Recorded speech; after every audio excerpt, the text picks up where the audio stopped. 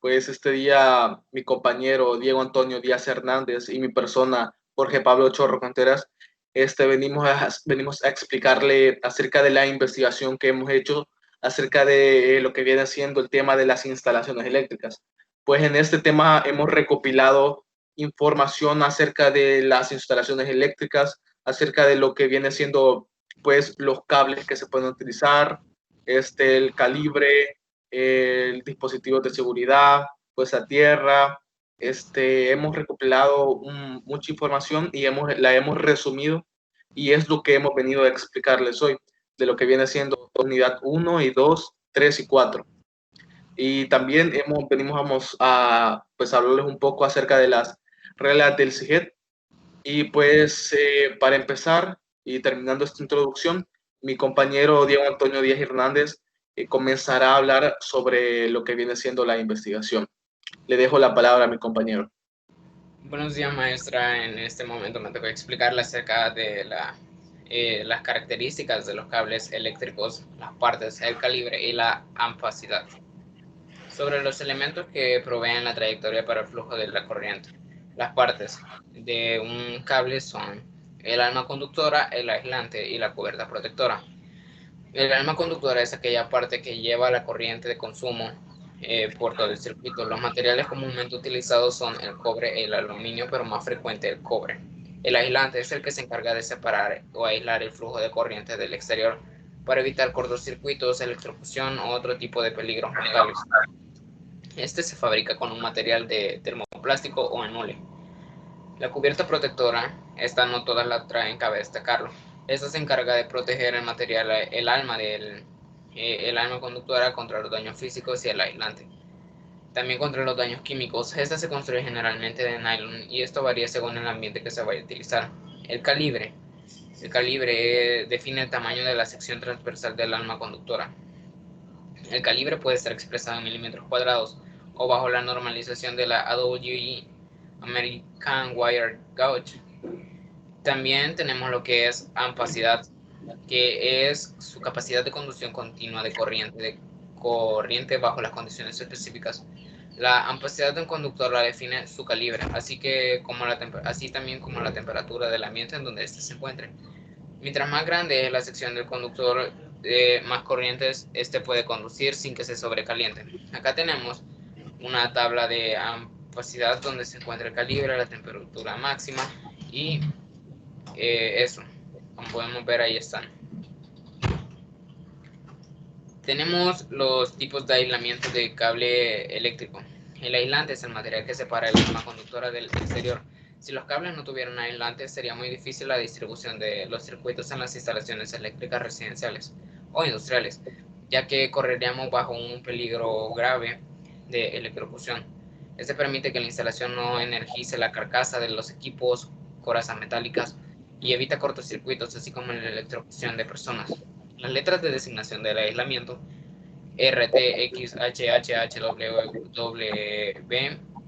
U, F y N sirven para clasificar. R, por ejemplo, significa aislamiento de hule. T, aislamiento de termoplástico. X, aislamiento de polímero sintético barnizado.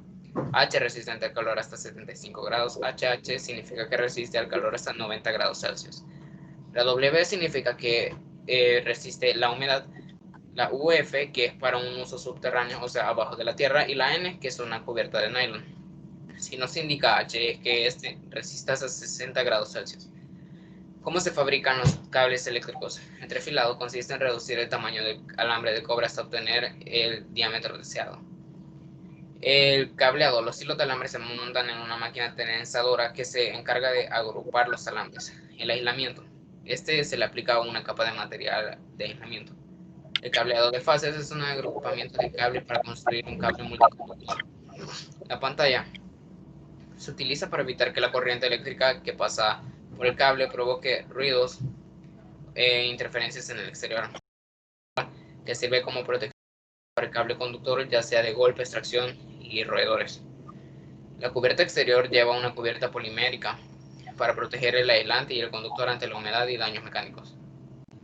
El marcaje del cable Se enmarca en la cubierta bailante datos como fabricante, denominación comercial, número de conductores, voltaje, calibre y entre otras características que tendrían que ser especificadas en el conductor del cable. La expedición se almacena para luego ser distribuido por los comerciantes según los pedidos y la sostenibilidad. Reciclaje de los desperdicios de cobre en el exterior y dentro de la fábrica. Tipo de cables eléctricos según la aplicación.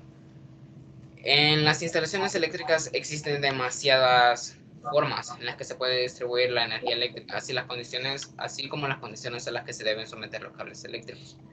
Por estas situaciones es que se han diseñado diversos tipos de cables eléctricos que se adaptan a las situaciones adecuadas.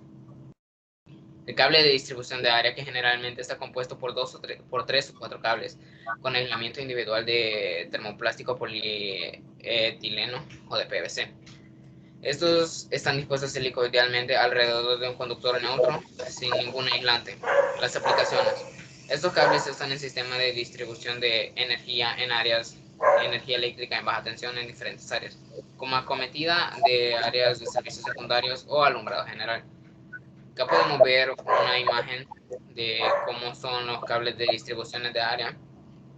Y luego tenemos un cable concéntrico, que es un alambre o cable de cobre suave con aislamiento termoplástico de policloruro de vinilo PVC, rodeado concéntricamente por un neutro a base de alambre de cobre desnudo, suave, dispuesto de una forma helicoidal y cubierta termoplástica de polietileno o PVC. Se utilizan acometidas eléctricas monoclásicas de 2 o 3 hilos. Un cable multiconductor o un cable de 3 o 4 conductores de cobre suave con aislamiento individual de termoplástico o PVC, de nuevo, se identifican con diferentes colores. Es el mismo tipo de cable que ocupamos al comienzo del año en las instalaciones eléctricas residenciales para conectar los focos. Las aplicaciones: equipos industriales de alimentación trifásica, como motores de correa, transportadores y pequeñas bombas, o equipos comerciales como hornos, extractores, neveras y cosas así industriales. No industriales, sino que como tipo de clasificación. El cordón duplex o STP es un cordón flexible de 2 conductores paralelos, cordones de cobre suave.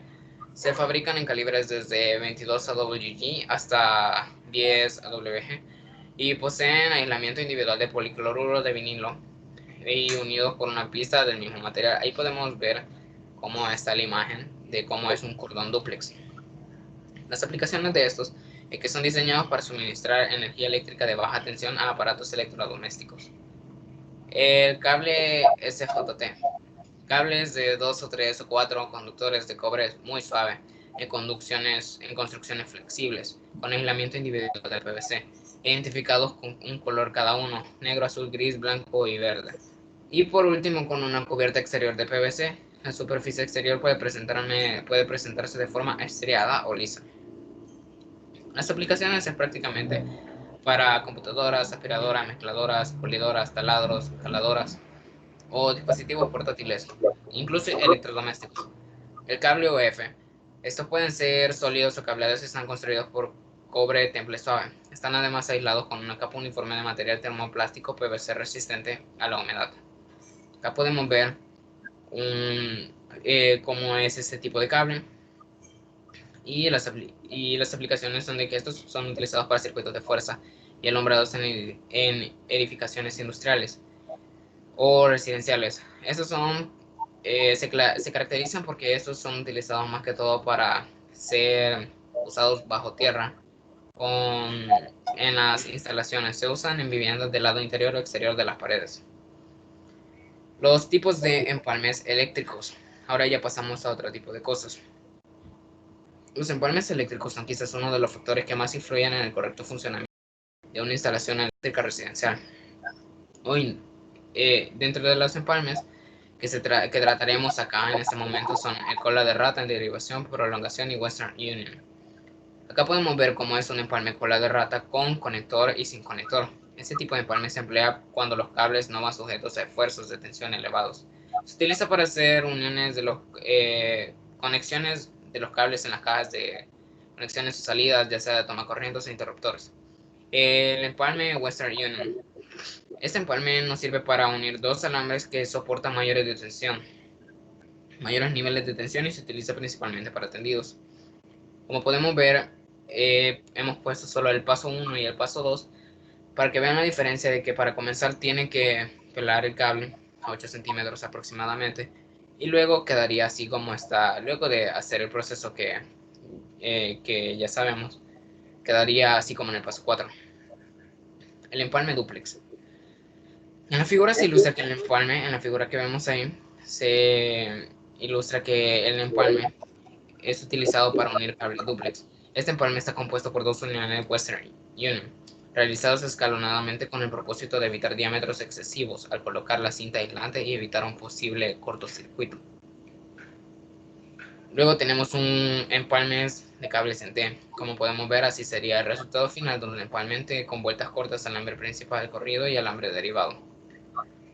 Otro tipo de empalme o derivación múltiple es un empalme en el cual se emplea para realizar uniones entre puntas de un cable de derivación a otro que corre de manera continua. Como podemos ver, ahí está el paso 4, 5 y 6. 2 y 3 es lo mismo, pero sin el cable derivado. El paso 4, 5 y 6 es como lo muestra en la figura, y luego el 7 y 8 es como quedaría. Un empalme de prolongación es un tipo de empalme que se utiliza para la prolongación de cables muy gruesos. Como podemos ver, ese sería el paso 1, el 2, el 3 y el 4, el 5, el 6 y el 7 y el 8, como quedaría finalmente. Las importancias y consideraciones para realizar un empalme correcto. En las instalaciones eléctricas, las uniones de conductores no tienen que tomarse como una tarea fácil o que no sea importante, debido a que de este depende el correcto funcionamiento de una instalación eléctrica. Un empalme erróneo puede promover demasiados defectos, o puede provocar una sobrecarga, cortocircuito o parpadeos por falso contacto. Las consideraciones para un empalme. Al pegar los cables que se van a empalmar tienen que ser lo suficientemente largos para que haya una buena zona de contacto entre ellos. El empalme en cola de rata, que es el más común de todos, la longitud ideal tiene que ser de 3/4 a 1 pulgada, o sea, 2.54 centímetros. Deben ir sólidamente unidos entre sí, y se tiene que utilizar una pinza universal y alicate. Estos se unen de forma sólida, pero apretando levemente, esto para evitar el maltrato de la alma conductora y que tengan la mejor unión. Debe tratarse en lo más mínimo que no queden zonas cortantes o puntiagudas para que no atraviese el tape, o sea, la cinta aislante. Aunque también se podría utilizar capuchones, sin embargo, para la correcta unión es prioritario considerar esta parte. Al colocar la cinta aislante debe cubrirse toda el área cuando se termine el empalme. Mientras se va colocando, debe irse apretando para solidificar y que estas se unan de manera correcta en toda la zona. En el registro de punto de salida de toma corriente deben acomodarse los empalmes de forma de que quede lo más posible fuera del contacto de otros empalmes. Y ahora ya pasamos a otro tipo de tema, que hablaremos de tipos de interruptores de pared. Los interruptores de pared son aquellos que se encargan para controlar el encendido o el apagado de luminarias, ventiladores, calentadores, control de equipos, tomacorrientes, etc.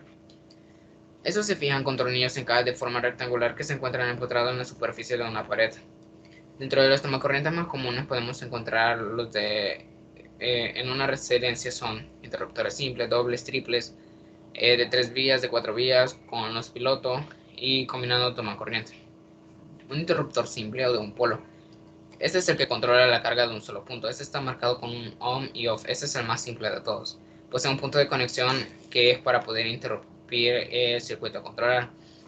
Podemos ver de que tiene un punto tierra, los tornillos para fijar la caja, la perilla de control del off y el on, y los puntos de conexión. Los interruptores de 3 vías son utilizados para controlar una carga desde puntos distintos a la vez, por lo que son necesarios 2 interruptores para realizar esta función. Estos se pueden utilizar para controlar lámparas ubicadas en las escaleras, pasillos, salas grandes y cualquier espacio amplio donde sea necesario el control de estas ubicaciones. Como podemos ver, ahí está que tenemos 2 viajeros, un punto tierra y un común. Este término es muy engañoso, ya que las 3 vías solo tienen 3 puntos de conexión. Tal vez estos tuvieron que haber sido nombrados de manera diferente, y como interruptor de 3 terminales. El principio de funcionamiento es muy básico, ya que se conmuta el flujo de corriente de un camino a otro. Como podemos ver, allá hay un diagrama de los cables viajeros, cable terminal, donde el terminal común es el que cambia de posición. Un interruptor de 4 vías. Cuentan con 4 tornillos para la conexión de los terminales viajeros. Este no se encuentra marcado en on o off, ya que en cualquier posición la carga puede estar encendida o apagada. Se instala siempre un par de interruptores de 3 vías. Ahí podemos ver la imagen de un interruptor de 4 vías, los 2 viajeros en común, el punto tierra y el viajero en común. Un interruptor doble es un tipo de interruptor de conexión de 2 interruptores simplemente ocupados en un solo dispositivo. Este se utiliza para controlar 2 cargas de forma independiente de un mismo punto. Como podemos ver, ahí tenemos el común de alimentación hacia control de carga y el otro que va hacia el control de carga también. Un interruptor con los pilotos es un tipo de interruptor que se caracteriza de los demás porque requiere un cable neutro para la alimentación de su luz indicadora. Este cuenta con una luz indicadora que enciende cuando pasa la energía por el interruptor hacia una lámpara o cualquier carga a controlar. Estos se utilizan como para señalizar la ubicación de estos en lugares muy oscuros, donde es difícil localizarlos debido a la poca visibilidad. Interruptor con toma corriente. Estos interruptores son utilizados normalmente en cuartos o habitaciones de la casa. Estos se combinan con un interruptor simple con una salida simple de toma corriente en un mismo dispositivo. Requiere de un cable neutro y una tierra para su funcionamiento, por lo que dificultan un tanto su instalación cuando se vaya a cambiar por un interruptor normal. Ahí podemos ver cómo son ellos. Los tipos de tomacorrientes eléctricos y sus aplicaciones. Los tomacorrientes son dispositivos eléctricos que sirven como punto de conexión para alimentar equipos eléctricos residenciales, como electrodomésticos, equipos portátiles o industriales.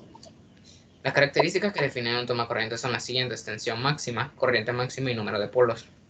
La tensión máxima es el voltaje máximo al que este se debe someter, que se encuentran desde valores desde 125, 250 y 480, incluso hasta 600 voltios, ya hablando de forma industrial. La corriente máxima es el amperaje máximo que puede soportar el tomacorriente sin que se sobrecaliente y se estropee. Los amperajes normalizados son de 15, 20, 30, 50 y 60 amperios. El número de polos determina la calidad de salidas que posee el tomacorriente para alimentar fase y neutro. Este número de polos no incluye la salida a tierra. Esta es adicional. Por ejemplo, un tomacorriente puede tener 2 polos y un tierra.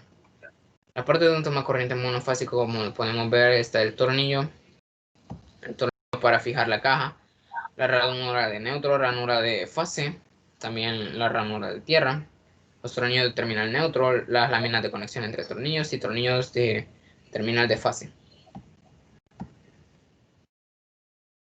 Tomacorrientes para sistemas monofásicos de 2 hilos de 120 voltios. Estos tomacorrientes son usados típicamente en las instalaciones eléctricas residenciales. A este le llegan el fase, neutro y tierra. El voltaje de potencia y el neutro, entre el fase y el neutro hay 120 voltios. Puede ser menos a veces. Entre el potencial y tierra hay 120 voltios y entre neutro y tierra hay 0 voltios. Como podemos ver, ahí hay una ilustración acerca de cómo están distribuidos. Como podemos ver, el tierra y neutro hay 0 voltios, fase y neutro hay 120 y entre neutro y fase también hay 120. Los tomacorrientes para monofásicos a 3 hilos 120 o 240 voltios. Para este tipo de tomacorrientes se llevan 4 cables. En este consiguen 2 niveles de tensión de 120 a 240 voltios. El voltaje entre potencial y potencial es de 240 voltios. Entre potencial y neutro es de 120 voltios, o sea, se dividen entre 2. Entre potencial y tierra es de 120. Entre neutro y tierra hay 0 voltios. Estos tipos de tomacorrientes se utilizan comúnmente para servicios industriales o casas en las que la demanda de potencia eléctrica es demasiada. De tensión. Los tomacorrientes para sistemas trifásicos a 220. Estos se utilizan comúnmente a nivel industrial para alimentar equipos de maquinarias como bombas, calentadoras, correas, sierras. O a este le llegan 4 cables, 3 potenciales y tierra. Entre potenciales hay un voltaje de 220, potencial y tierra hay 127. Ahí podemos ver una descripción gráfica de cómo son estos tomacorrientes para sistemas trifásicos de 220 voltios.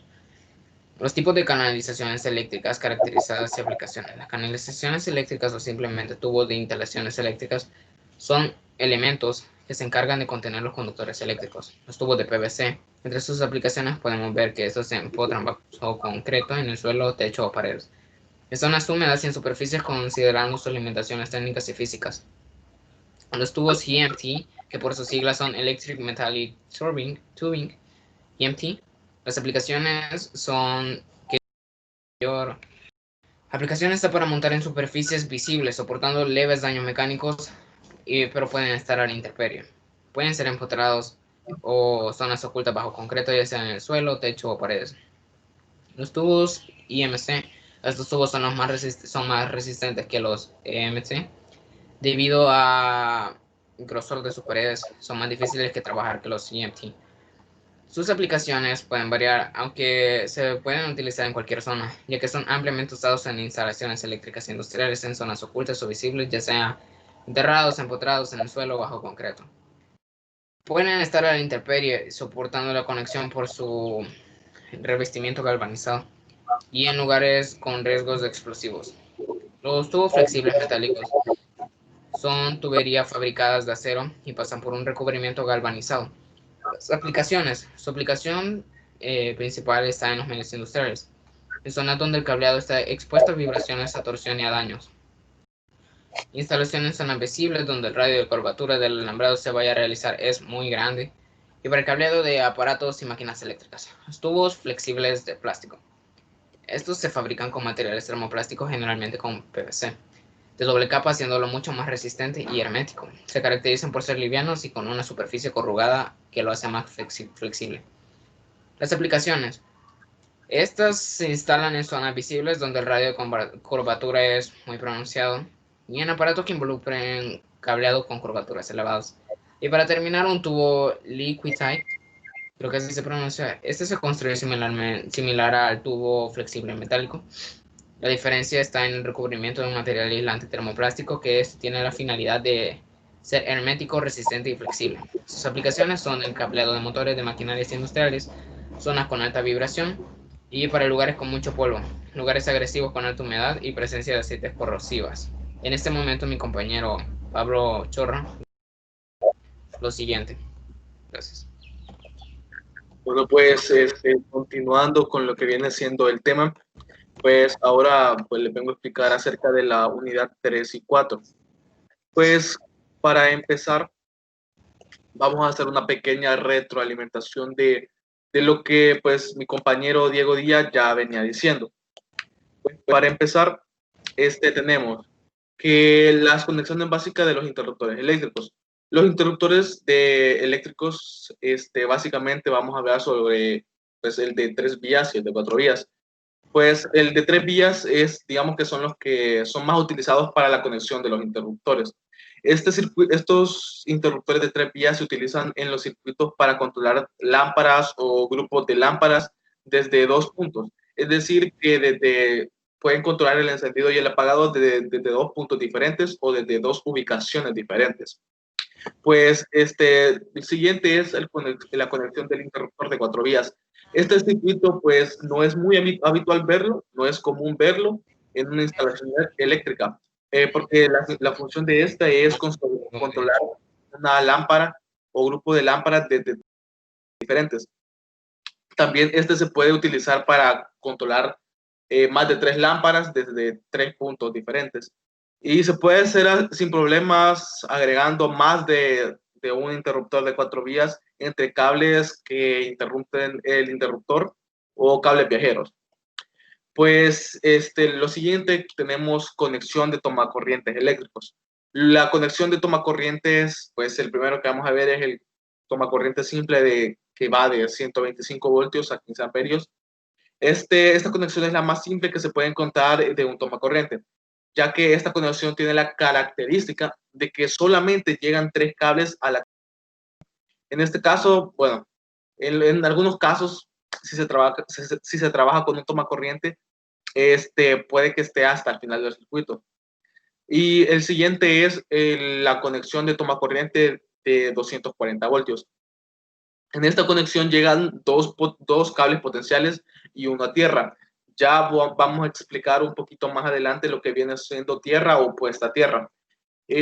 La colorimetría también la vamos a explicar un poquito más adelante, ya que esta es bastante importante, y la verdad a todos los electricistas les sirve mucho de guía para poder hacer una buena instalación eléctrica o una reparación de una instalación eléctrica. Pero siguiendo con lo que les decía, los colores de los cables potencial pueden ser del mismo color, digamos, de negro, rojo o de diferentes colores. Estos tipos de tomacorrientes es común verlos para un solo circuito. O sea, digamos que se alimentan de un solo aparato, por lo que no tienen ni derivación de otros tomacorrientes. Bueno, siguiendo, vamos a hablar otro poco sobre lo que es la conexión de interruptor o tomacorriente. Se combina con un interruptor y un tomacorriente en un mismo dispositivo.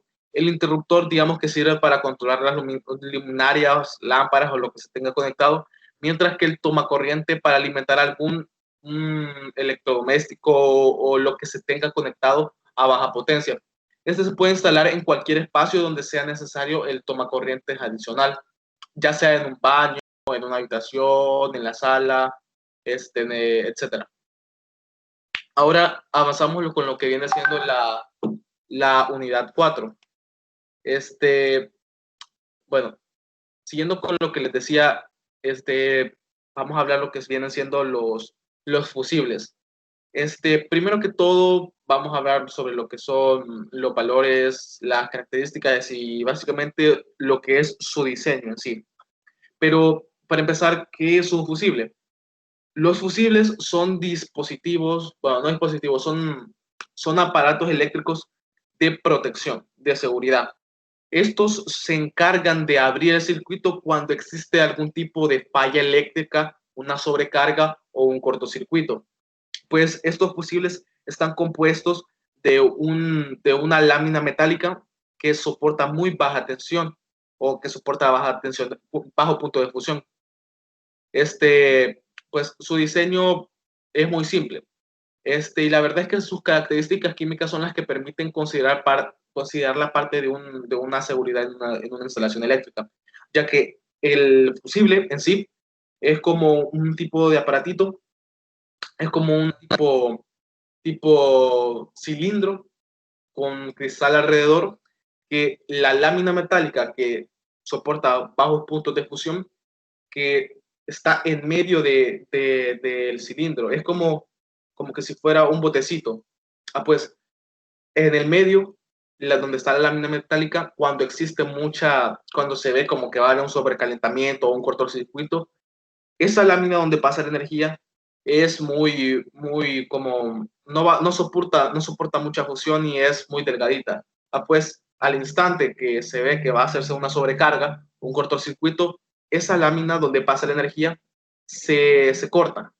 Se corta y con eso, cuando se corta, hace que el circuito se apague totalmente, ya que donde pasaba la energía en ese hilito, cuando se corta, deja de pasar energía y deja de funcionar el circuito, y es una buena medida de seguridad.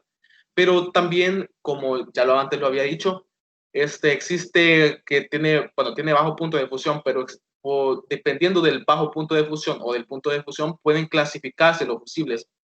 Para empezar, tenemos los fusibles clase G. Los fusibles clase G son los mismos, del mismo diseño y todo, pero soporta de 300 voltios, soporta básicamente 300 voltios. Los fusibles clase H soportan de 250 a 600 voltios. Los fusibles clase J soportan 600 voltios. Los fusibles clase K soportan 600 voltios a 900 voltios. Y los fusibles clase L soportan desde 600 voltios a 900 voltios. Pues siguiendo con el tema, aquí tenemos básicamente algunas representaciones de diagramas eléctricos. Aquí tenemos un diagrama eléctrico de unas luminarias que pues se puede apreciar que es la conexión que hay entre los focos.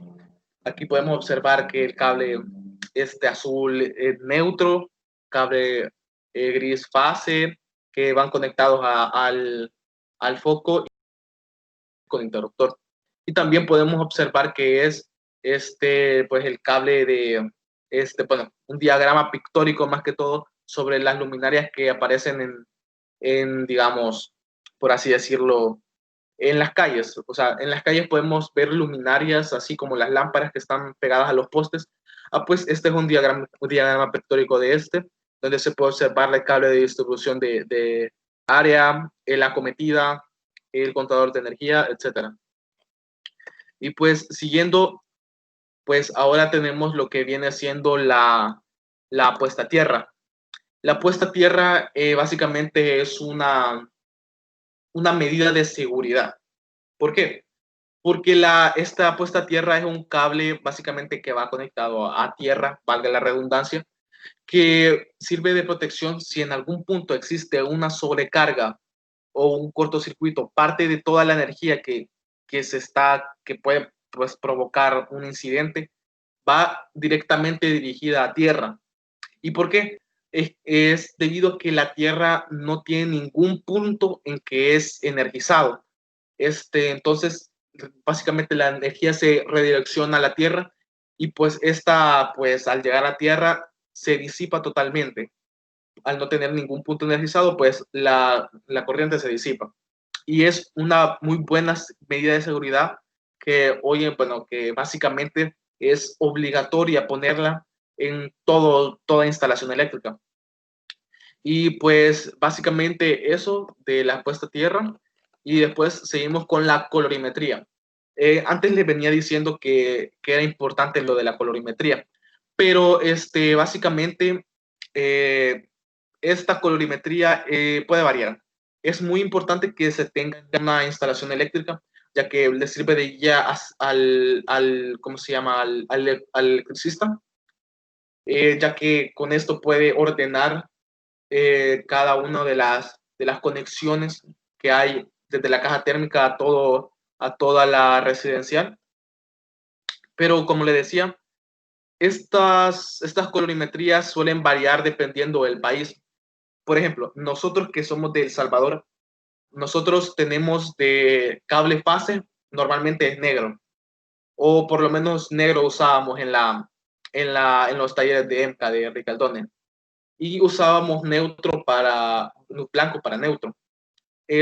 Como les decía, esto puede variar entre bastantes países, pero digamos que los más comunes pueden ser que el neutro lo ocupe un cable de color azul. Las fases pueden ser café, marrón, gris o negra. Y la protección o puesta a tierra puede ser más que todo representada con un verde o amarillo con verde. Es lo normalmente pues, utilizado. Y pues así como hay colorimetría, hay calibres en los que los cables pueden pues, pasar amperes de energía. Pues la verdad es muy importante tener en cuenta lo que viene siendo los cables, el calibre de los cables, ya que o sea, cada calibre soporta una cantidad de amperes, y si no es el cable adecuado el que se está usando y está pasando muchos más amperes de lo que se necesitan, pues básicamente el cable se va deteriorando con el tiempo, puede provocar una sobrecarga, un cortocircuito, y esto implica que pueda tener daño en las instalaciones, puede haber apagones, puede haber fallos, puede haber falsos, incluso puede hasta dañar la integridad física de una persona. Por eso es importante tener en cuenta el calibre de los cables. En esta tabla que están viendo en este momento, el calibre de los cables es el siguiente, dependiendo de los amperes que se vayan a pasar entre ellos o que vayan a fluir entre ellos. 16, calibre 16 para 10 amperes, calibre 14 para 15 amperes, calibre 12 para 20 amperes, calibre 10 para 30 amperes, calibre 8 para de 40 a 55 amperes, y calibre 6 de 55 a 75 amperes. Pues siguiendo con lo que viene siendo el tema, hablamos lo que son los planos eléctricos y su simbología. Para empezar, ¿qué son los planos eléctricos? Bueno, básicamente los planos eléctricos son la representación simbológica, los diferentes circuitos que componen o definen las características de una instalación eléctrica. Se detallan particularmente todos los materiales todas las conexiones utilizadas en una instalación eléctrica. Pues es bastante importante para los electricistas saber la simbología de cada uno de los aparatos eléctricos que se está usando, ya que es necesario hacer un esquema eléctrico antes de hacer cualquier instalación, ya que eso promueve orden, promueve eficacia, promueve, digamos, promueve también maximizar la capacidad de trabajo, más veloz la forma de trabajo, ya que cuando uno ya tiene como específicamente las áreas donde se van a instalar los aparatos eléctricos, ya es mucho más fácil tener en mente lo que se va a hacer. Y siempre es necesario hacerlo para tener un esquema de lo que se ha hecho. Y pues básicamente que para representar los planos pueden utilizarse diferentes tipos de esquemas. Bueno, ¿y cómo podemos interpretar estos tipos de esquemas? En los planos y los esquemas de los circuitos eléctricos se representan de pues, forma gráfica todos los componentes de la instalación eléctrica. Pues, y los tipos de esquemas en los que estamos hablando pueden ser unifiliar o multifiliar. Pues básicamente el unifiliar es una línea de un solo trazo que representa en un plano eléctrico una línea de conducción de los cables eléctricos, ya sean estos fases, neutros o de la misma línea. Y el multifiliar son varias líneas representadas por varios trazos en un plano eléctrico, y pueden usarse tantos trazos como líneas de conducción existan o sean necesarias, bien sean fases, neutros o conductores. Y pues aquí podemos apreciar algunos ejemplos de esquemas unifiliares y multifiliares. Ahí. Pues siguiendo con el tema, la simbología. Bueno, la verdad es que simbología, hay tantas formas de representar simbológicamente hablando los aparatos eléctricos. Pues aquí tenemos algunos ejemplos que podemos observar, que está el punto de luz autónomo, el timbre, la sirena, caja de registro, cuadro general de mando y protección, caja general de protección y fusible, como el que estábamos hablando anteriormente, que como se ve ahí en la imagen, que es como un tipo cilindro, como que está rodeado de cristal, y hasta en el símbolo se ve que pasa una línea en medio de que viene siendo, o podría llegarse a interpretar como la lámina metálica que hay dentro de Pero siguiendo con el tema, hoy aquí tenemos más simbología, pues no vamos a mencionarlos todos, solo algunos, porque la verdad hay pues infinidad de simbología, pero los que podemos mencionar pueden ser la caja de empalme, la tierra, fase, fusible, tabla seccionadora, piloto de señalización, quiero ver, tierra aislada, generador, entre otros. Bueno, ahora, siguiendo con el tema, existen bastantes, digamos, por así decirlo, programas en los que se puede hacer diagramas o esquemas eléctricos. En nuestro caso, que somos, bueno, nosotros los alumnos de EMCA de Ricaldone, utilizamos específicamente el programa llamado Cadecimu. Ahí básicamente podemos hacer nuestros diagramas eléctricos y todo, diagramas de potencia, diagramas de control, pero no es la única aplicación que existe. Aquí hemos encontrado una aplicación que se llama ProfiCAD, que básicamente es un software que pues aparte del Cadecimu puede utilizarse para hacer esquemas eléctricos. Pues este es un programa de dibujo técnico que está diseñado para dibujar diagramas eléctricos, como ya antes lo mencionaba, que pues pueden ser diagramas eléctricos, de control, de potencia, hidráulicos, neumáticos, o otro tipo de diagramas técnicos. Y la verdad es que la plataforma es bastante simple. No se caracteriza por alto detalle o por tener una interfaz súper moderna.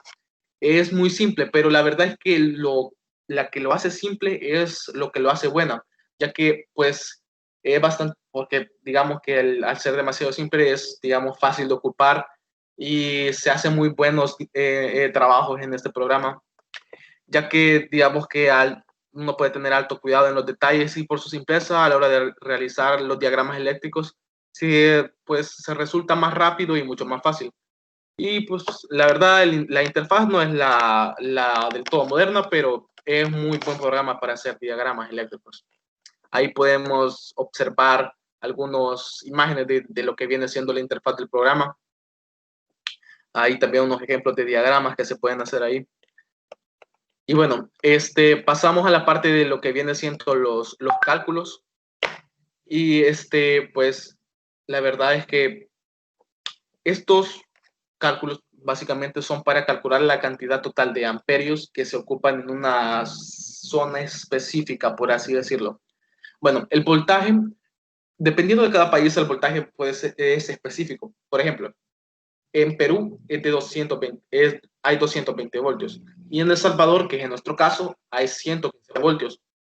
Pues la verdad es que yo tomé personalmente la parte de la cocina y de mi sala para hacer los dos ejemplos. Bueno, en la cocina yo tengo un microondas, un refrigerador, una tostadora, una licuadora.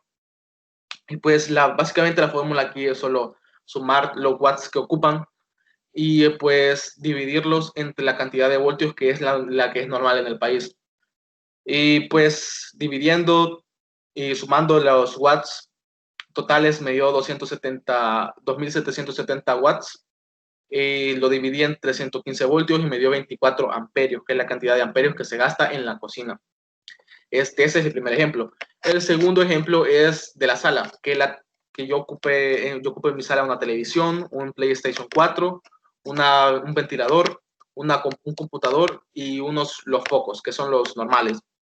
Pues sumé todos los watts de energía de la sala, que me dieron 594 watts, y lo dividí entre 115 voltios, lo cual me dio al final 5.1 amperios que se utilizan solo en la sala. Siguiendo con el tema, vamos a explicar un poco lo que viene siendo unos ejercicios que pueden ser de cuenta por mes. Dice en el primer ejercicio, en una casa, la cantidad de amperios por cada zona de la casa son los siguientes: 100 amperios para la sala, 400 amperios en la cocina, y cada persona gasta en su cuarto 100 amperios. Es decir, que tal vez las personas tienen un computador en su cuarto, focos, un ventilador, lámparas, cualquier cosa, pero gastan 100 amperios cada una. Pues, ¿cuántos amperios se gastarán al mes? Fácil.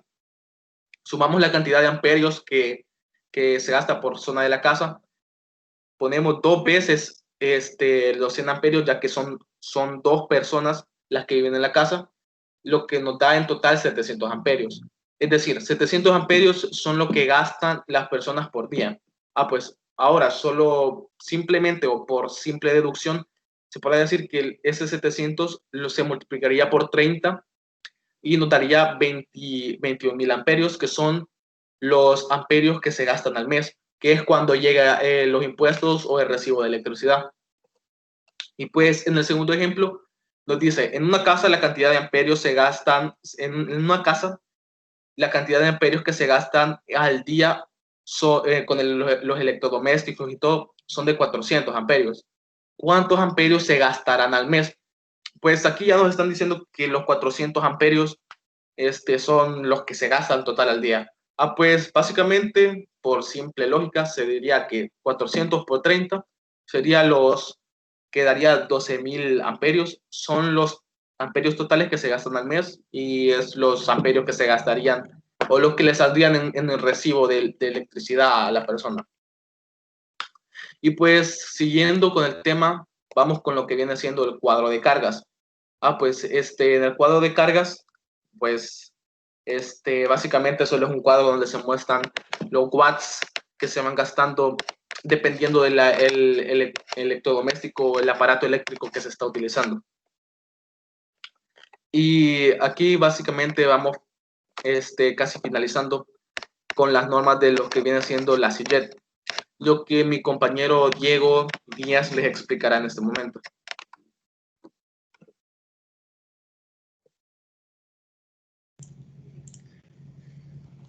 Las siguientes.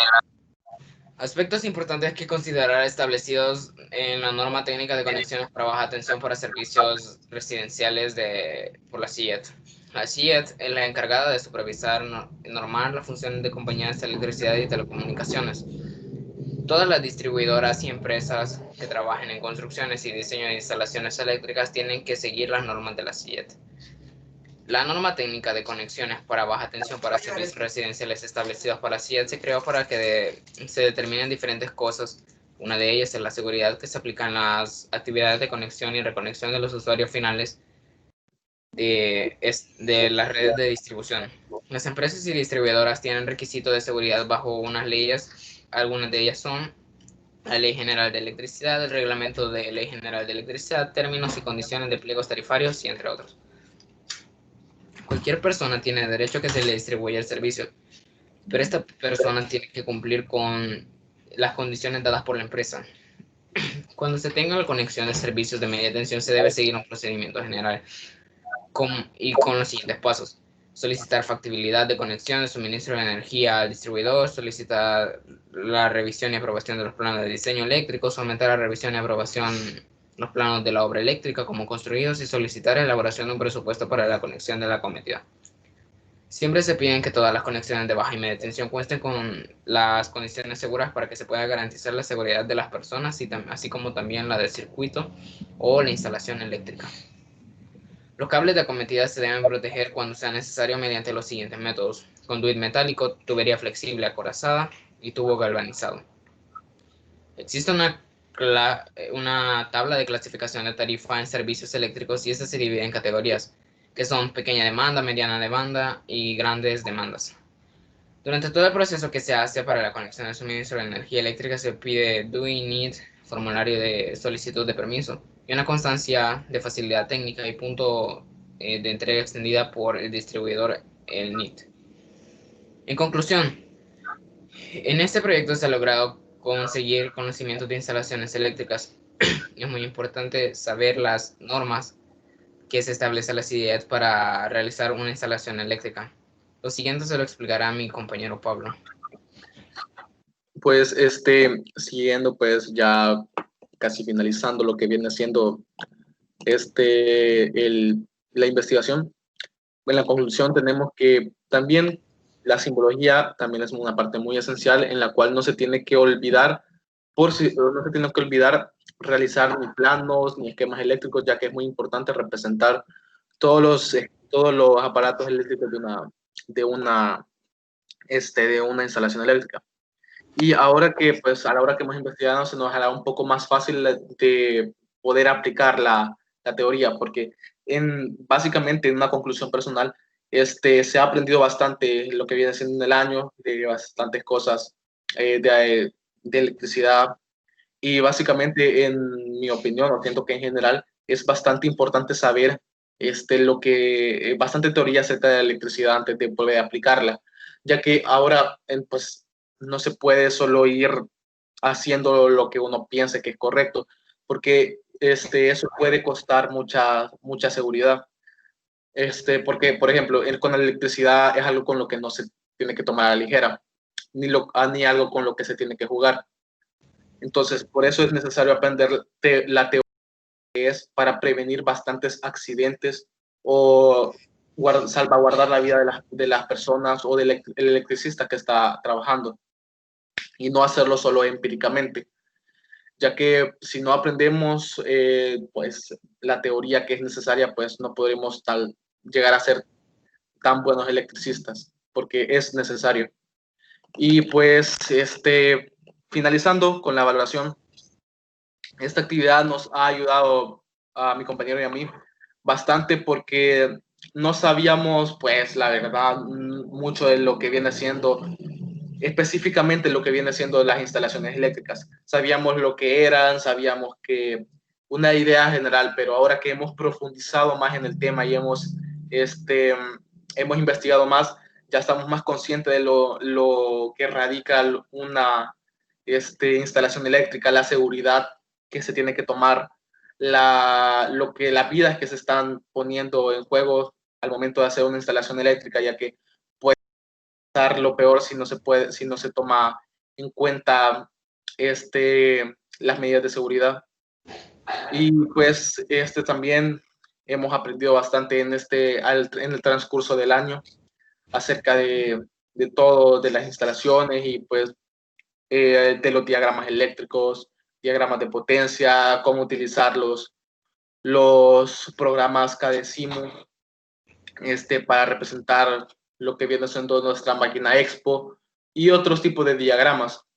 Pues en conclusión y en valoración, en este año se ha aprendido bastante teoría de lo que viene siendo las instalaciones eléctricas, lo cual nos servirá bastante al momento de hacer la práctica. Pues Eso es todo. Muchas gracias, maestra. Muchas gracias, maestra. Tenga un buen día. Muchas gracias por su atención y pues solamente eso. Gracias. Pase feliz día.